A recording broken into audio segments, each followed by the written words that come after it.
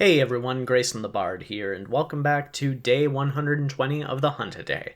I tried to record the audio live for this video, and I'm not sure why it didn't work. It didn't capture in my capturing software, even though the mic was unmuted and all that. But whatever. I'm just gonna say what I said again in a slightly more coherent, less overtly rambly way, and I will then be able to edit it, which will be nice because I had a lot of ums and long pauses and the spots where my brain decided it didn't want to cooperate with my mouth. But today we are fighting Fulgur Anjanath, and I decided to go from my least favorite subspecies fight in recent memory to one of my favorite subspecies fights in recent memory. Going from Aurora Somnicanth to Fulgur Anjanath was a great breath of fresh air for me. The first thing I want to talk about is his visual look. Fulgur Anjanath is amazing, and it is what I feel like subspecies monsters should look like. Rather than just being like a single palette swap, Fulgur Anjanath has so much more going on in its design than base Anjanath does. The contrast between its like orange-red head and the rest of its body, and the like pale gray white like fur and kind of like scale covering on its back and like going down its tail, it looks really really good. And the crackling electricity, almost like static, coming off its like tuft of fur mane on its back, it is amazing.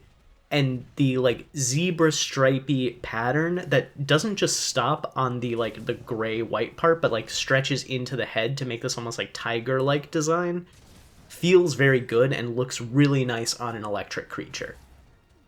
Then when Fulgur Anjanath goes enraged, it looks amazing. The electricity like spreads across its entire body, more of its physical attacks are augmented with the electricity, and the sails, it's like weird little sail wings that Anjanath has, crackle with this like, they're like pure black blue, with just like lightning strike striations and patterns inside of them, and it's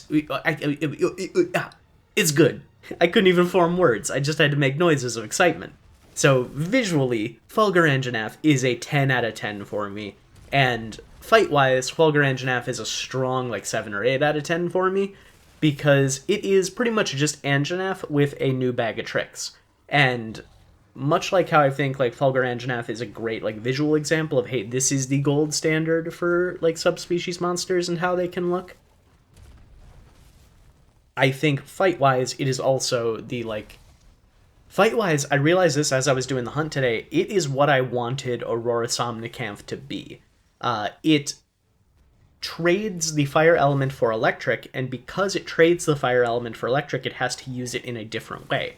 It doesn't have like the big long like fire breath beams, or the like how it does that like short burst of like a flamethrower at times the regular Anjanath does.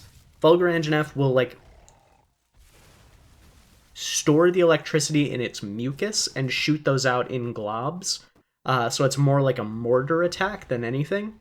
And then it will augment its physical attacks with the electricity. It will do like smaller localized static burst AoEs. Or when it like kicks at you, it will have electricity on it. Its bites are very like electric focused. So it is a lot more like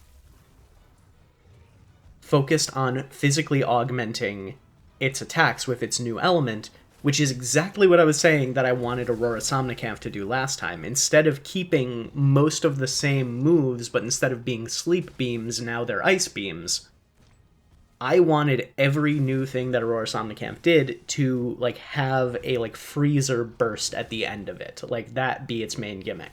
And Fulgur Anjanath does that, and I did not plan that. I did not like think, oh, Fulgur Anjanath is a good like contrast to Aurora Somnicanth that I did yesterday. That was a happy accident. So good job, my subconscious, if you did that unintentionally, and if not, good job, coincidence. Thanks, Fate. So because I tried to record audio locally today, I turned the volume on the game down significantly in my recording software. And because it didn't work, that means like the rest of the hunt audio is gonna be pretty quiet. So my apologies for that once the ramble wraps up, which is gonna be pretty soon here.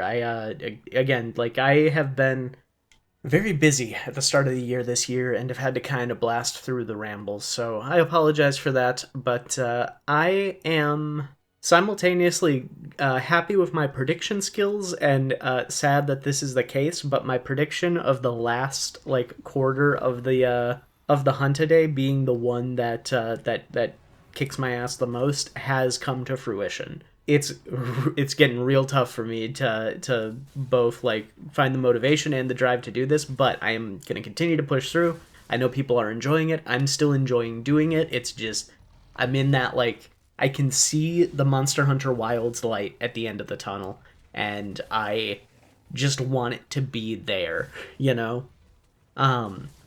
Speaking of Monster Hunter Wilds, I'm going to, again, remind everyone, as much as physically possible, I am spoiler-free on everything Monster Hunter Wilds related past the release date trailer back in September.